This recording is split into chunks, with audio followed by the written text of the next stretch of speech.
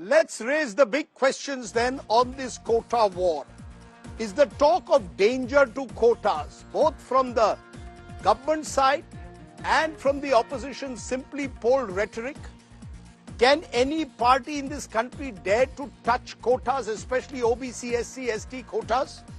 Is the Muslim quota claim only a distraction from the real issues of 2024, be they unemployment or rising prices? These are some of the questions I will raise, and we will try and decode and give you the reality of quotas as they stand today. Joining me now, Kancha Ilaya, Dalit rights activist, joins us. Ajay Alok is BJP spokesperson. Shadan Farasat is advocate at the Supreme Court. And Chitra Batham is Congress spokesperson. I appreciate all of you joining me. And I want to come to you, Shadan, first, because let's get a clarity on the law as it stands, both in the Mandal Commission and through Supreme Court orders. Give us a sense. Can any party snatch away reservations as they stand today? And is this Muslim quota, which is being suggested time and again, simply a red herring? The truth is, the Mandal report, from what I can see, allowed backward caste Muslims to get the benefit of reservations under OBC quotas in several states, including Gujarat. Yes, so I'll answer your question, which is in two parts. First, that there are two kinds of reservations in the Constitution generally. One is what we call Article 15 and 16 reservations, which are for reservation in educational institutions and public employment. And the second is reservation in seats, when that is representative representation when you are contesting. So seats for Lok Sabha or for state assembly are earmarked for scheduled caste or scheduled tribe candidates. Now, insofar as the first reservation, which is the one which largely impacts most of the population in terms of job, employment, or educational institution, the provision in the Constitution is permissive. That is, the provision only permits reservations. It does not necessarily mandate reservations. The actual orders of reservation, be it through a legislation or be it through executive orders, has been passed by central government from time to time or by the respective state governments from time to time. Now, when you say the Mandal, the Mandal one was one such executive order passed by the VP Singh government, for instance, right? Now, there it is really speaking, even without a constitutional amendment, it is possible to roll back or to take away reservation which have been granted under various legislations or orders. Of course, if there is a constitutional amendment which removes Article 15.4 and 16.4 and the consequent provisions, then even if a state government or a central government were to want to give it, it cannot give it. So that's one. But to change reservation of that kind, you don't need a constitutional amendment. You can do it even through executive orders or normal legislation. Number one. Number two are the representative representation, Lok Sabha seats, etc. That flows from Constitution directly, and that is that the Constitution mandates that a certain percentage of seats must be reserved for scheduled caste and scheduled tribe persons in both Lok Sabha and state assemblies. But Shadan, yes, sorry, yes. Shadan, Shadan, sorry, I'm just looking specifically, I want an answer to this. You've got a situation where, for example, in a state like Maharashtra, Marathas are now getting additional reservation, which takes reservation above 50%, which was the original Supreme Court ceiling. So you've got states which are adding large groups like the Marathas to reservation. Then you've got what happened in Bengal, Buddhadev Bhattacharya's government in 2010 and then Mamata Banerjee's government in 2011 added certain OBC groups. Some of them were Muslims and they were added within the OBC category. Now the Kolkata High Court has struck down. So I want to understand, does a government A have the right to include OBC Muslims within the OBC category? Does a government have the right to add groups like the Marathas to take reservations above 50%? Okay, so I'll answer your question directly. First, insofar as scheduled castes and scheduled tribes are concerned, they are deemed to be backward by the Constitution. You don't need to have any data to determine whether they are backward or not. Number one. So they are deemed. So if you're a scheduled caste or scheduled tribe, no data is needed. Now, when we come to OBCs, including Muslims, and there is never been any dispute about the fact that OBC, there is any categorization along religious lines. It does not matter. You can be a Muslim, but if you belong to a certain caste, which is also Muslim, you can be, if data suggests that you are backward. So the entire, how do courts check it? Court tested by the fact that was there clear data which showed that there was backwardness in the community, which allowed this community to be part of the backward class. That is the way courts test it. Religion as a factor per se, as a matter of inclusion in the OBC category, is irrelevant, because the caste is, you can be a Muslim, you can be a Sikh, you can be any religion. In SC/ST, you cannot be a Muslim, for instance, or a Christian Dalit. That issue is pending, because that has also been challenged, saying that there are Muslim Dalits and there are Christian Dalits. That issue is pending in the Supreme Court. But in OBC, there is no doubt that Muslims have always been included, subject to backwardness of the specific Muslim caste. Okay, so I think we get a sense from what you said that clearly reservations cannot be snatched away in the manner that is suggested, because that clearly suggests almost as if within the OBC category. Yeah, just one addition. Yes. See, India is the only, I mean, that's a political point really. India is the only country where, I mean, there is reservation for the electoral majority. If you add OBC and SC/ST together, they'll be together about 75-80%. Correct? Now that, of course, has its own political dimensions, right? So for anybody to change that, and even the Supreme Court has been a certain way on these issues, on reservations, because it is actually for the electoral majority. Normally, you have it for an electoral minority, and that has different electoral consequences. Here it is for the electoral majority, and therefore it's not easy. But nevertheless, if a government wants to change it through a constitutional amendment and has the requisite numbers, it is capable of doing so. Whether it will do so or not, given the political circumstance, that's a different question. That's a political question. But legally, can it do it? Answer is yes. But one last clarification from you, Shadan. Andhra Pradesh government, when there was a Congress government, brought in 5% reservation for Muslims, and that was struck down. So you cannot, correct me if I'm wrong, have religious-based reservations. As of now, religion cannot be the criteria for reservations, yes or no? Yeah, the answer is yes, but with one clarification. If you introduce what the Andhra Pradesh government did within the OBC category, it set subcategory of 4% reserved only for Muslim OBCs. That you can't do. What you can do is that if OBC is 25%, right, Muslim OBCs can also participate in that 25%. That's the point. Right. Which they do already in several states. They do already, which they have done always. I want to, before I come to the politicians, That's right. I think the viewers need to know this happens in various states, from Bihar, which is ruled by Nitish Kumar, to Gujarat, which is ruled by the BJP, to states like Bengal, ruled by Mamata Banerjee. Muslim OBC communities do get reservations within the larger OBC criteria. But Kancha Ilaya, as a Dalit rights activist, you see, the opposition is being accused of doing fear-mongering, saying Samvidhan khatre mein hai, reservations will be taken away. The fact is, and Prime Minister Modi has said this, that he's actually given he's given a statutory status to the OBC Commission, to the Backward Caste Commission. At no stage has the BJP touched reservations since they've been in power for 10 years. So is the Congress also guilty of pushing a red herring? If the Prime Minister or the government is guilty of suggesting that Muslims will get separate reservation, the Congress party is also guilty of saying Samvidhan khatre mein hai and reservations will be snatched away or reservations will be removed for SC, ST, OBCs. Where has the BJP ever done that?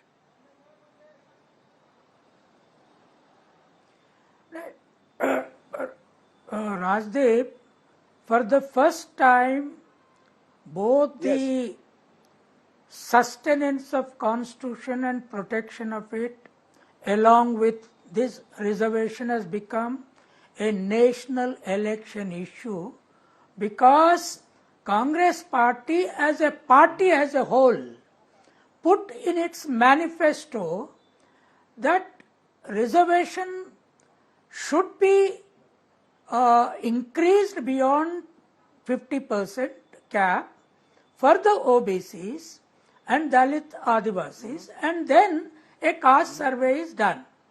Now, as a response to this, BJP as a party or RSS, which is the original anti-reservation ideological structure historically, is not saying anything either in the manifesto. In fact, BJP does not have a manifesto now. It is Modi's manifesto.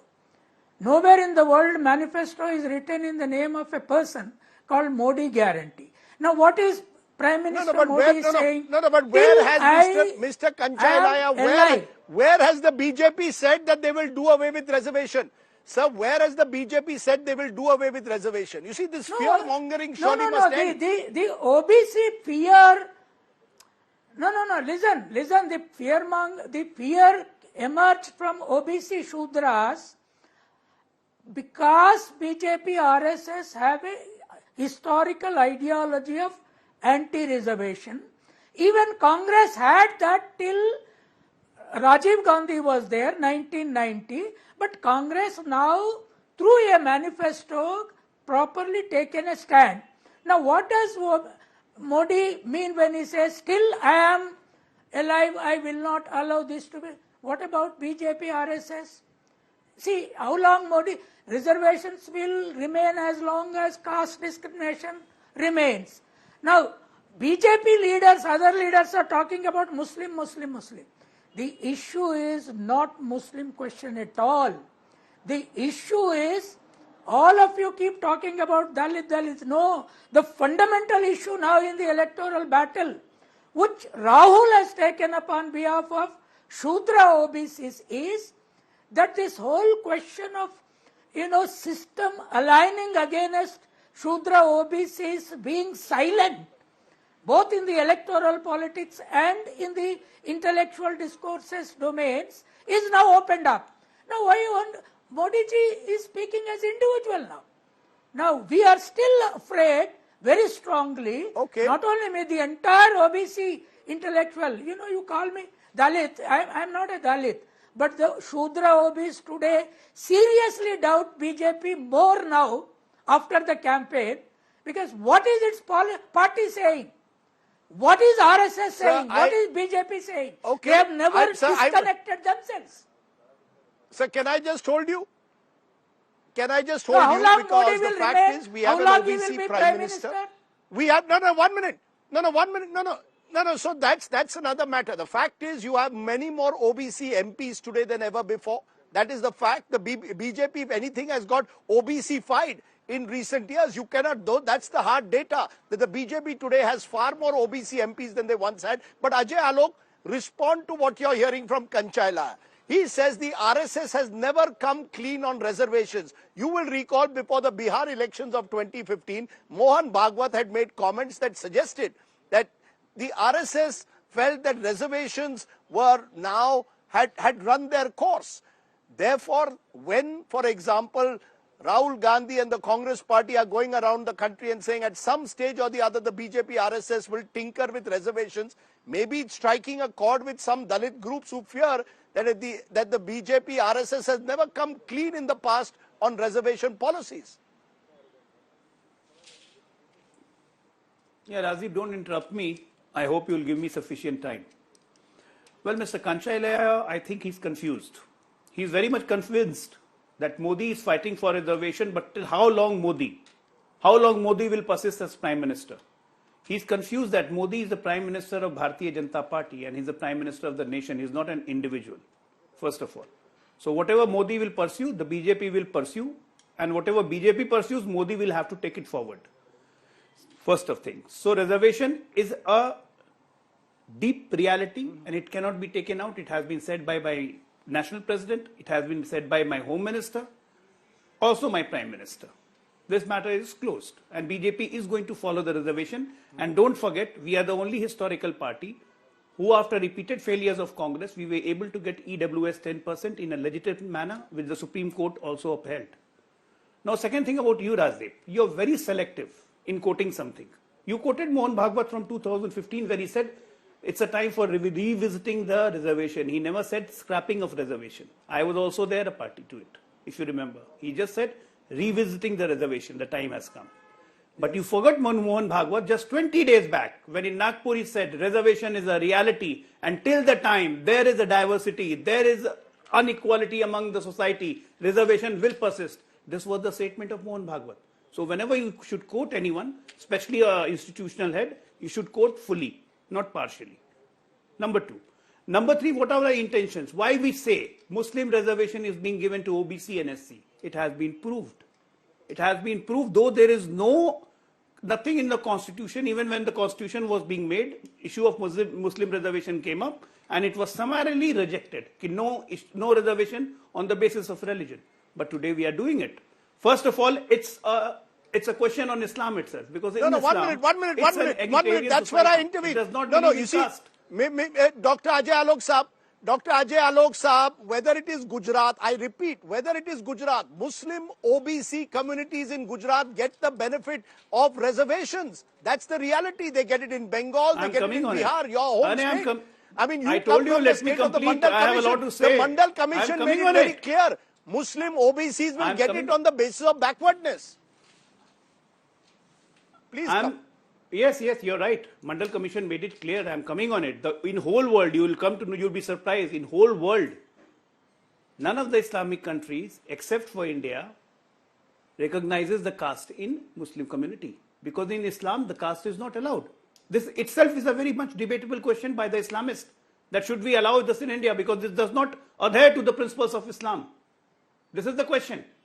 Forget about that. Forget the historic part. What the blunder part, the political part of this question is that today the Congress government and the Ghamandia government are giving Muslim reservations to Muslims, those who do not deserve it, just in the name of social backwardness. And they're ultimately eating into the pie of Hindu OBC. This is the question.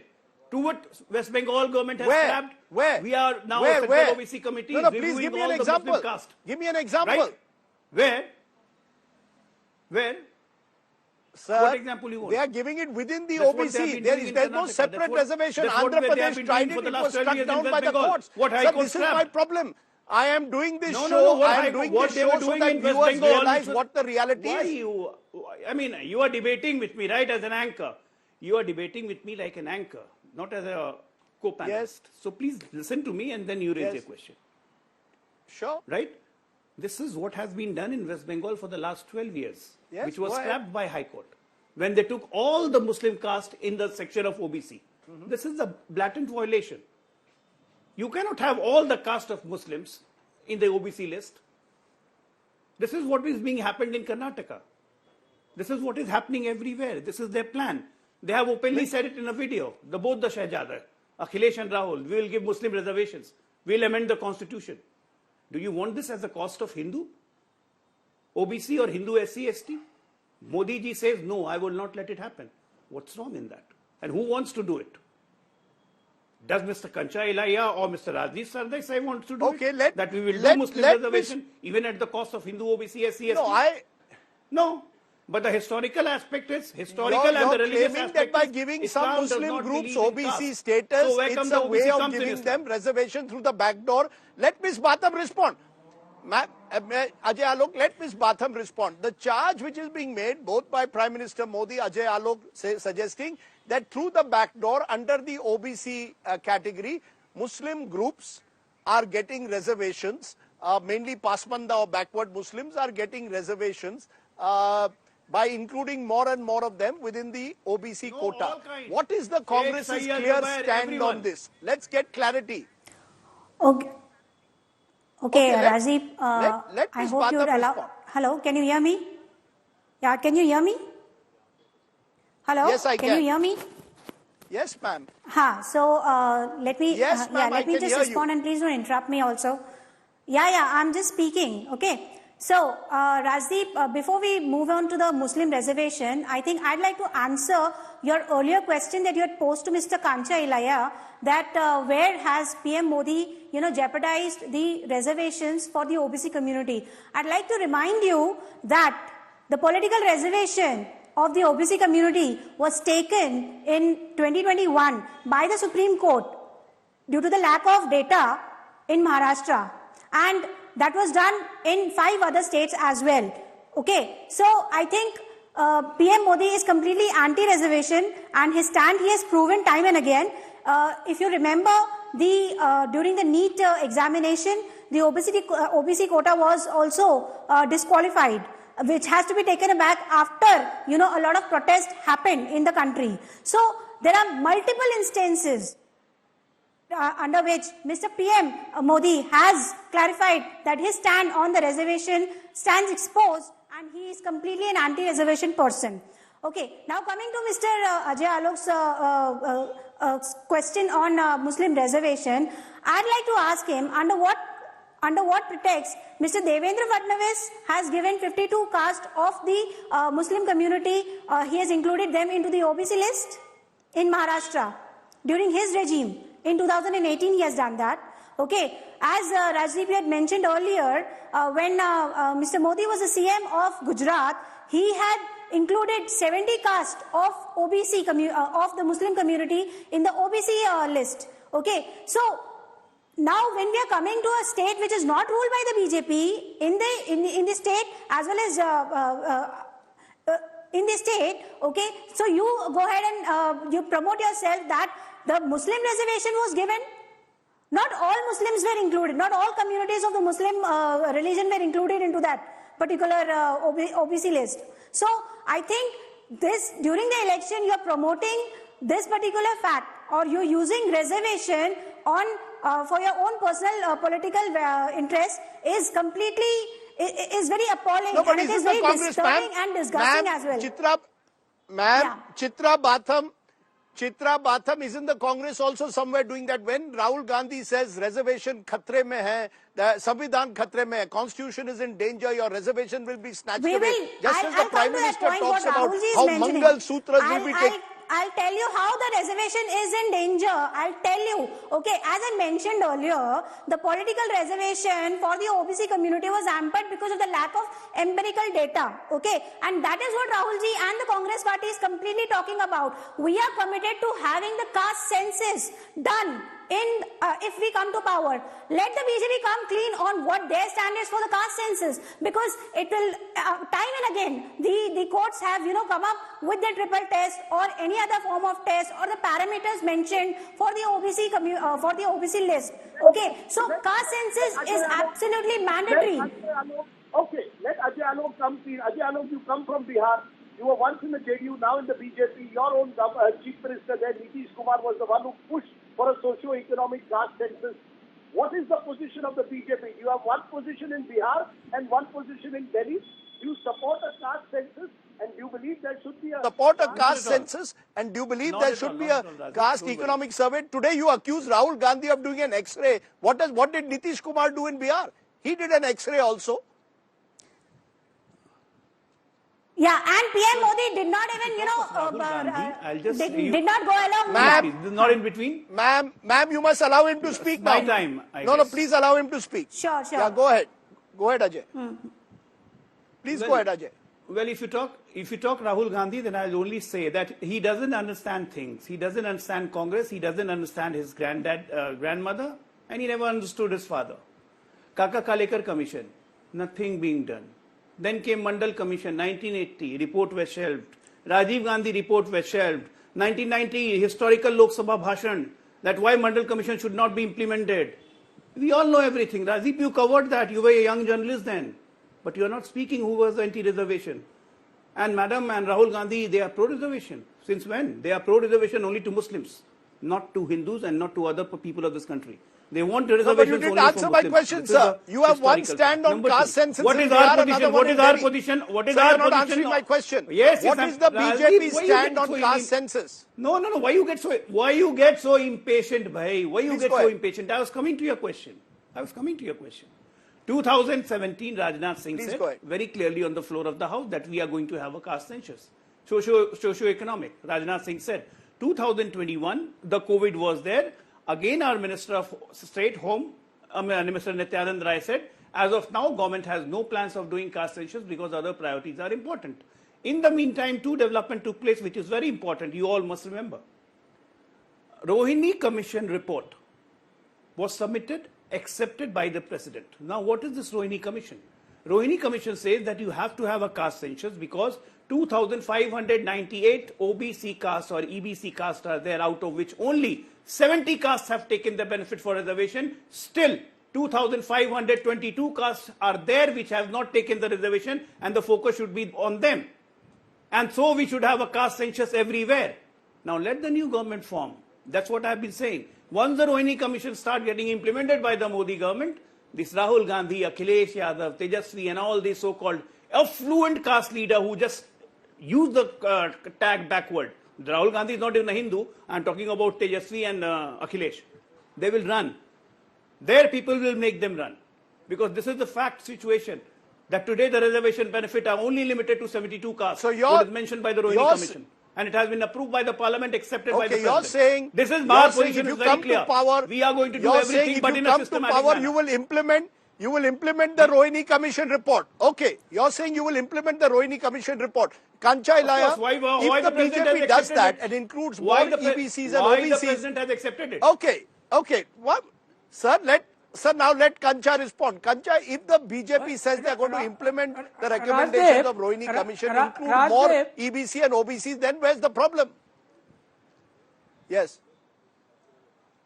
Now, Rajdeep, you must remember the Congress manifesto in this election clearly stated that caste census has to be done and 50% cap we will overcome once we come to power. Number one. Number two, we will also open up reservations in the private sector. They have promised youth with 1 lakh rupees with apprenticeship in private sector. Where did BJP allow reservation in private sector? Where did Prime Minister speak about private sector reservation? In fact, he is privatizing the whole thing. The OBCs of this country are terribly afraid. No, but do you really believe that private sector reservation is a good deal? And through back door you are bringing people. Where is your promise? Where is your promise? For caste census, where is Prime Minister speaking about it? Where is your manifesto speaking? How do you write manifestos? Is this the way that a BJP among the educated Shudra OBCs today don't try to tell us, keep threatening us about the Muslim question. Let the Muslims handle their question. But it is the question of Shudras who built this country with their labor. You BJP RSS people have never been clear about it. Why don't you write in your manifesto? Congress, yes, I fought Rajiv Gandhi. We fought Indira Gandhi. Narendra Modi ji is not there in that fight. When I fought Rajiv Gandhi, Narendra Modi did not open his mouth about reservation positively. It was only Uma Bharati from BJP supported us. No, but do you really? Today you are saying Kancha this. Ilaya, Where is your written guarantee for Shudras? Kancha Ilaya, just a minute. Kancha Ilaya, I can understand your angst, but I want clarity. Are you saying that you believe that the Congress manifesto following a caste survey will actually push for private sector reservations?